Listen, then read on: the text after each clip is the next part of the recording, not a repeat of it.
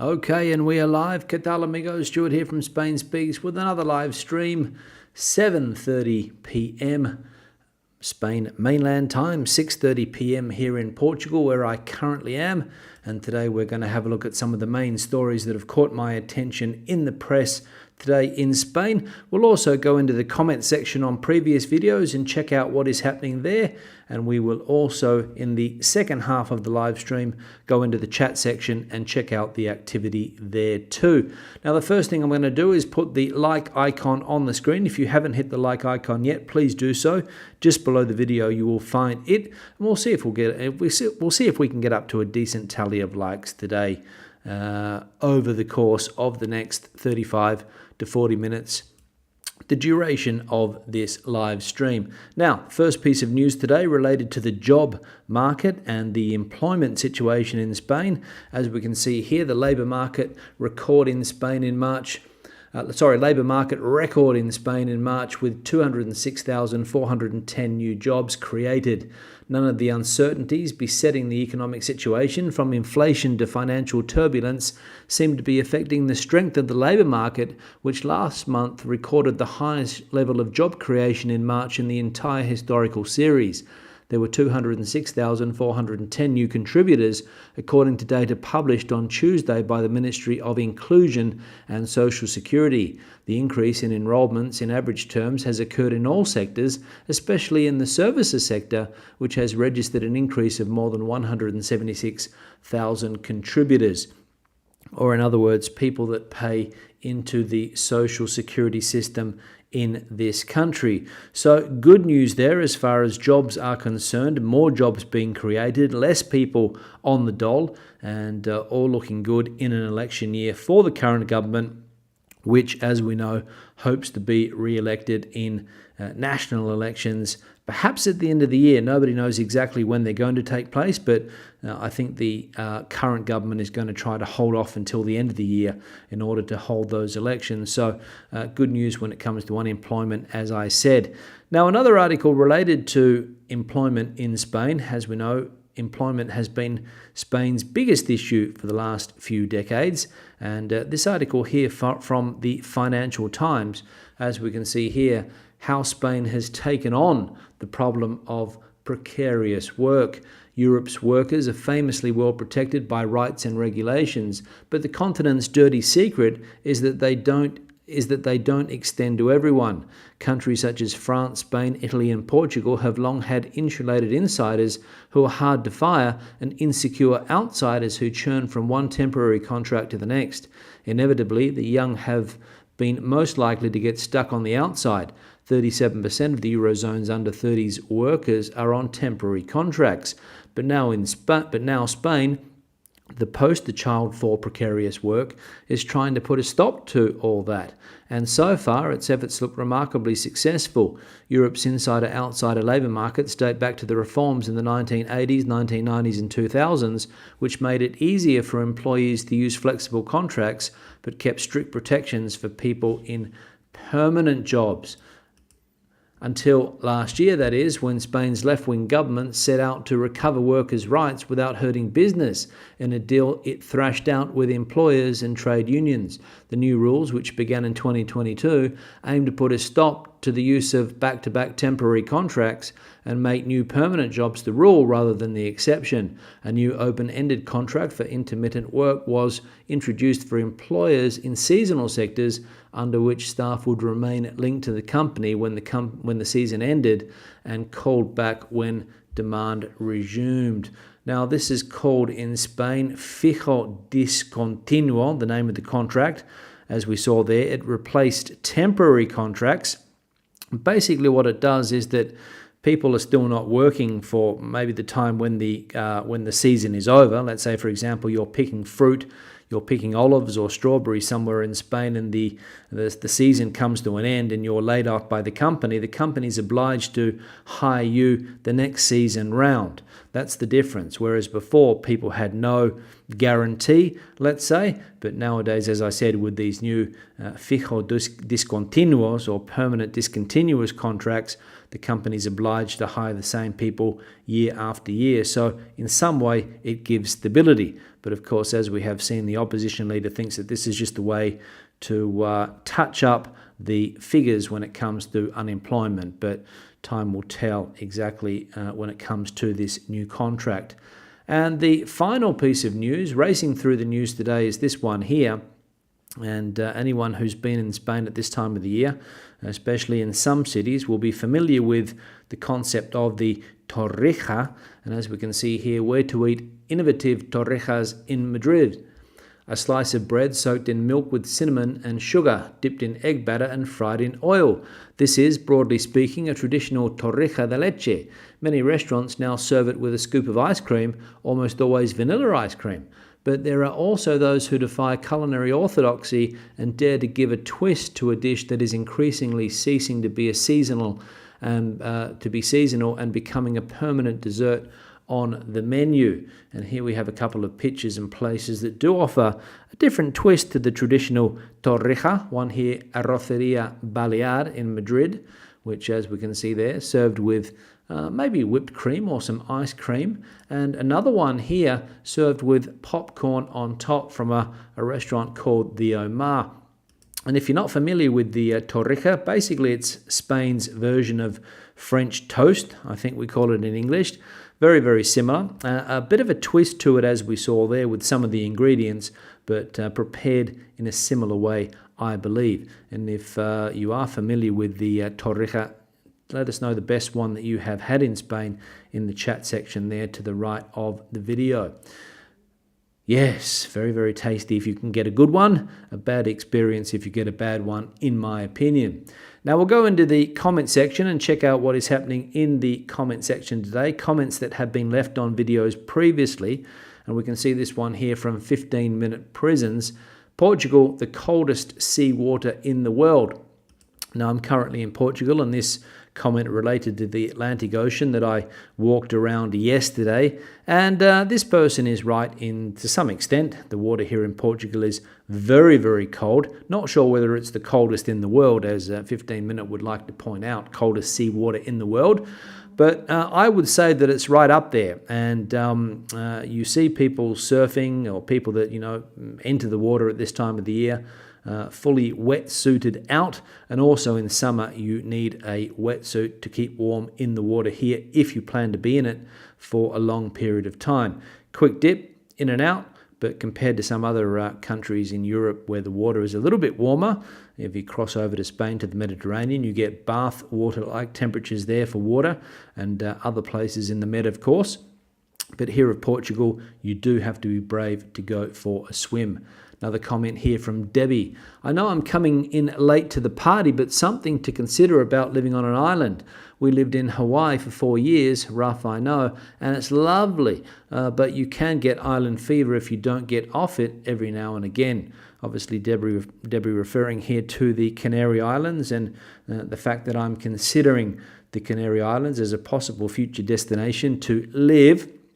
And island fever is something that has popped up in the comment section from time to time. Debbie saying there that she lived on Hawaii for 4 years, did experience island fever, and needed to get off and head to the mainland USA, no doubt, from time to time to break that island fever. I also spent most of my life on an island. I lived on the island of Australia for over 30 years, but we don't experience island fever, I don't think, in Australia. At least it never was something that I suffered.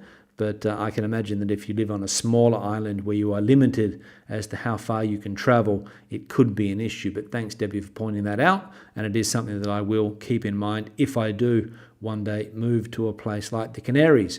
The good thing about the Canaries is that most of them have decent airports, or at least the big islands, I think, do, and regular flights to and from the Canaries to mainland Spain and other parts of the globe, I believe. So that's a pro.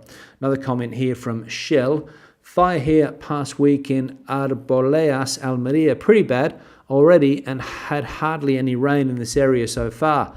Maybe Easter, as we usually have rain then. Yeah, not sure, Shell, what the situation is regarding the rain this year. Lots of parts of the country absolutely desperate for wet conditions. Shell is right there. Normally, April, May are the wet months in Spain. There's an expression, abril aguas mil, meaning that it can rain a fair bit during that month. But so far, from what I've seen, the 4th day of April, not a lot of rain around yet. Whether it will come a little bit later in the month, who knows? But as I mentioned previously, lots of the country desperate for some wet weather. Absolutely desperate. Thanks, Shell, for that. And Almeria, another part of the country there, suffering fires. Asturias has suffered fires already this year, normally a very wet part of the country. A regular viewer from Asturias said that the humidity levels very low this year, everything very dry and making perfect conditions for fires. And other parts of the country, Castellón, Almeria, as we saw in that comment there, also suffering fires this year. Another comment here from Patricia. Hello from Tenerife, still hovering around 30 degrees. Yeah, don't rub it in. Thanks, Patricia. I know that the Canaries do have the best weather in Spain. Mainland Spain, of course, is experiencing, well, it has experienced, not sure whether anymore, it's experiencing decent weather. Where I am here in Portugal, the weather's not bad. Rain was forecast for today, but the sun has been shining. A little bit windy, I will say, but a long way off 30 degrees. And you guys in the Canaries, Tenerife especially, and I think Gran Canaria also, fantastic weather this time of the year. Enjoy it. And I'm sure lots of people from the north of Europe are also enjoying Canary weather at the moment. Thanks for the comment there, Patricia. Another comment here from Juvenal's dad. It is true that the left do have difficulty compromising on points of ideology or principle, as they would doubtlessly put it, whereas the right tend to be more pragmatic in forming associations with those that they might disagree with in order to gain power. It's one of the reasons the left lost the Civil War. Yeah, I'm not an expert on the Civil War here in Spain, so I'll take your word on it, but we have seen that recently in Spain a new political party has been formed called Sumar, which basically means to bring everybody together into the one group to try to unite the left, which has been fragmented. Different groups. You've got environmental groups. You've got other groups that are sitting on the left, which are also, perhaps you would consider them minority groups, but they all sit on the left side of politics. And the idea of Yolanda Díaz is to unite all of these parties under the one umbrella and have a crack at the national elections and also the regional and local elections in May.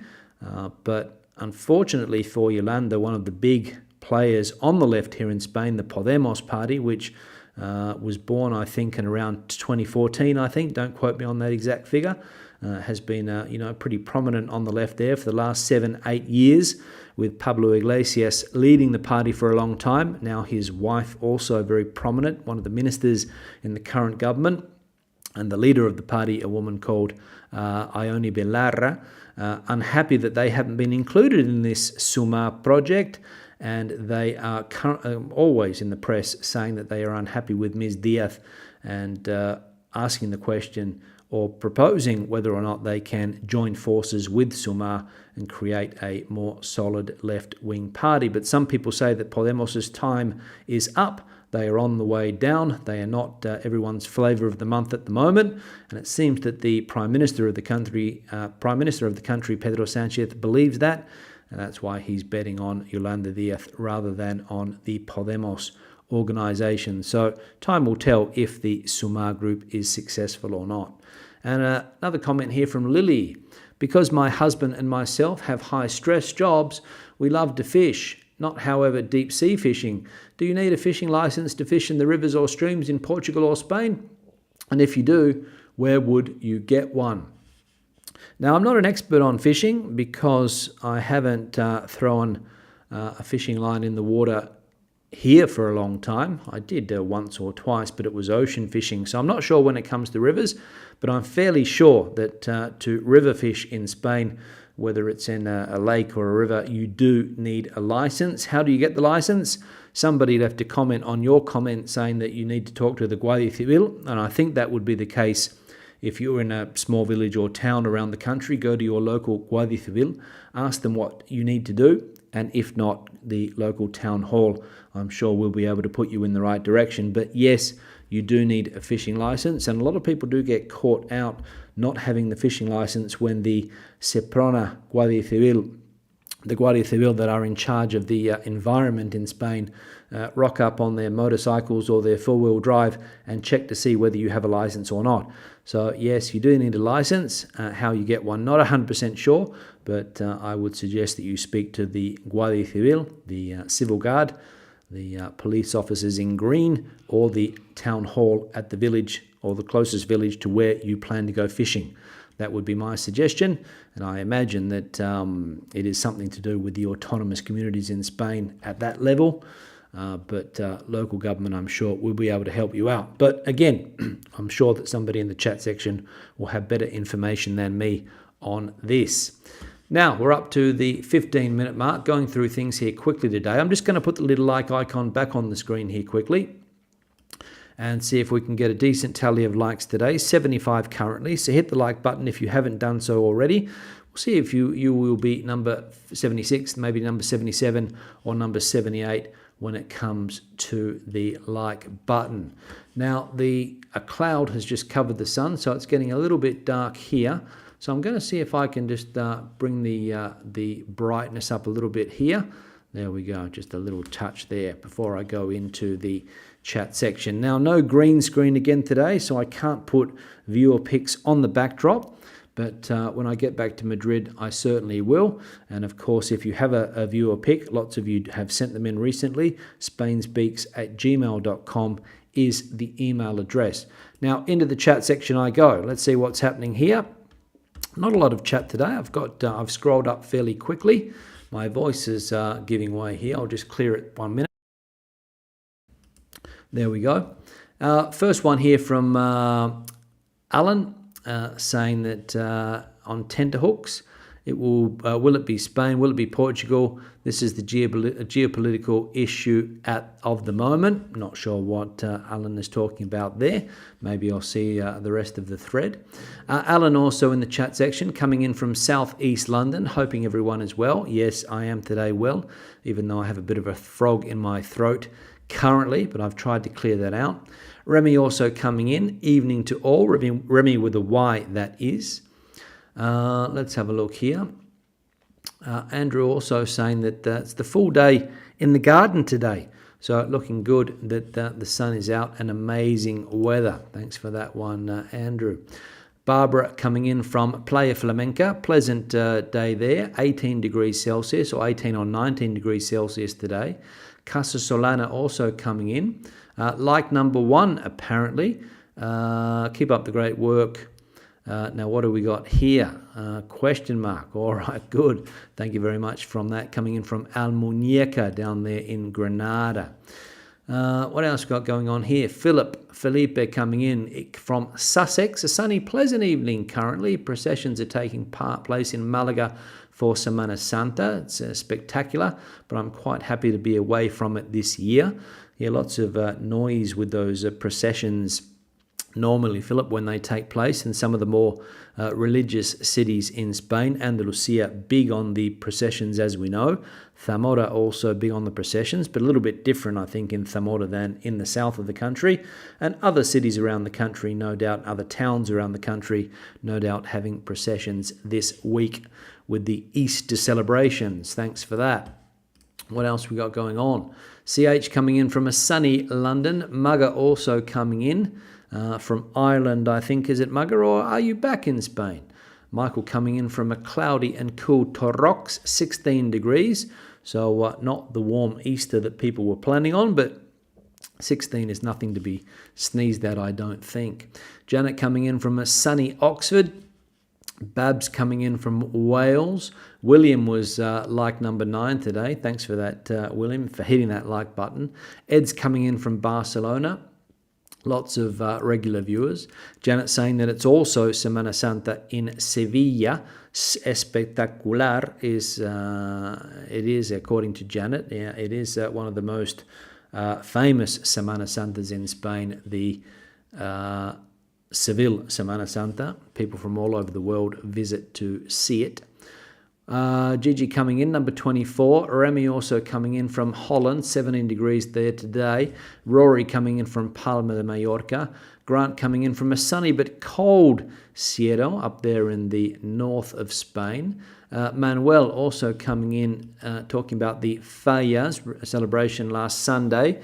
It had already ended in Valencia, but each town celebrates it at different dates. My town of Montserrat does it the week after. There we go. I was a bit confused last week because Manuel mentioned this, and I thought that the Fallas had come to an end in Valencia capital, which obviously they had, but Manuel's town celebrating at a different period of time. There we go, because it is a Valencia-wide celebration, and different towns and different villages celebrating the Fallas at different moments. But thanks for that, Manuel, for pointing that out and clearing it up. What else we got going on? Let's have a look. Renan also coming in from the United States. Hello. Mel coming in from Cumbria, United Kingdom. Alan is in the chat section as well. Am I a surfer? I was a surfer, Alan, back in the day, but the old body is not up to surfing. It's a very difficult sport physically. You have to be in fantastic shape to weather the waves, and also the sun for me now is a bit of an issue, so I try to keep out of the sun for long periods of time, and surfing is one of those sports where you need to spend a lot of time in the sun. Not easy to cover up, but thanks, Alan, for that. Andres coming in also from Pasadena, California. Good week to take off since it's Semana Santa. Nobody is working and the streets are busy with religious processions, parades. No, I think in Spain that's generally the case. Few people working around the country, but no doubt people will take Thursday, Friday, Saturday, Sunday, maybe even Monday, depending on where you are in Spain, off. Holidays fall on different days. In Madrid, Thursday's a holiday, but it's not a holiday in Catalonia, for example. Monday's a holiday in Catalonia. It's not a holiday in Madrid. So different celebrations. But yeah, a lot of people out and about and away, and people have travelled to different parts of the country to either go to the beach or to a procession. I think that's the way it works at Easter time, and also to eat torrijas wherever they are. That's it. Pamela coming in from San Juan de los Terreros, hoping everyone is well. Absolutely, Pamela, today we are. By UK, what's going on here? Let's have a look here. Not sure about that comment. Dave coming in also, enjoying another beautiful sunny day here in the Berg, St. Petersburg, Florida. Dave is coming in from, enjoying his time there in the great weather, of course. US correspondent Dave. Jose Antonio coming in from the royal city, which is Ciudad Real, in the centre of Spain. Hope all is well, Jose Antonio. Michael, since moving to La Palma, have not suffered from island fever. All the islands have airports connected by local airlines. You can fly anywhere from Tenerife. There we go. So you can go anywhere from Tenerife, and you can island hop from island to island on planes, and then head to Tenerife and get out. I'm sure that Gran Canaria also has planes going to different places as well, I imagine, but don't quote me on that. But thanks for that. Not experiencing island fever. Dave's having his house painted this week. Painter used to perform as the lead singer in a Who covered band, The Hooligans. Maybe some of our British fans remember them. Well, I'm sure everybody remembers The Who, Dave. Not sure about the Hooligans, but there could be people out there that do. Hope all goes well with the painting. Kevin's coming in from Martos, hoping that I am well. Can't see enough rain in his lifetime.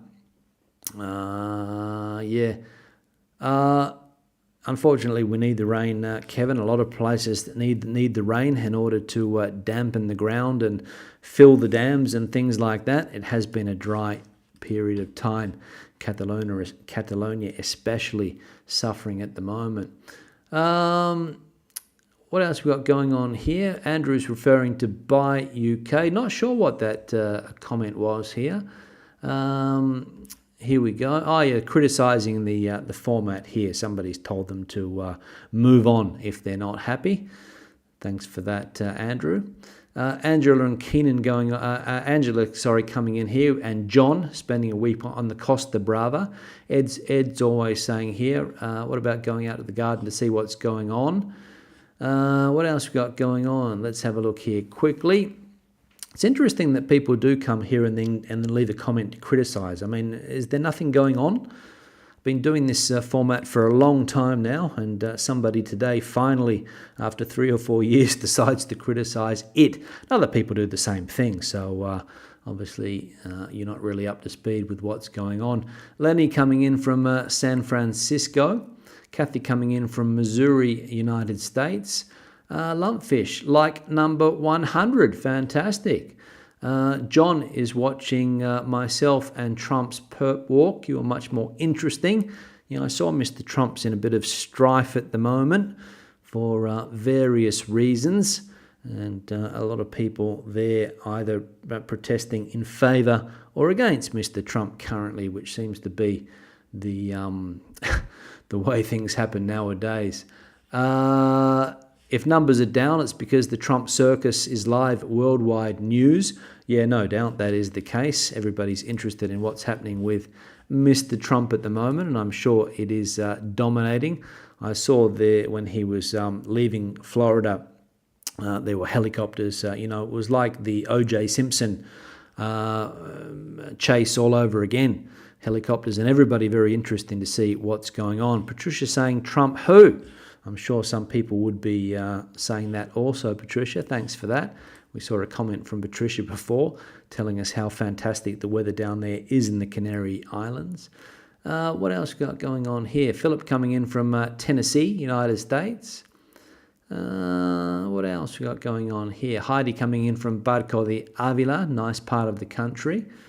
What else? Let's see here quickly. What else we got going on here? The main tourist islands in the Canaries, Tenerife, Gran Canaria, Lanzarote, all have international flights. So does La Palma. Though sadly not much to the UK, says Michael. Ignace coming in also. Boa tarde from Batalla, very old battle. Anita coming in from Heacham, I think that is, next to Sunny. Sunny Honey in Norfolk, and living up to its name today. So good weather in the UK apparently today for the first time in a while. David coming in from Murcia saying, talking of rain, we've had so far 25% of our annual rainfall.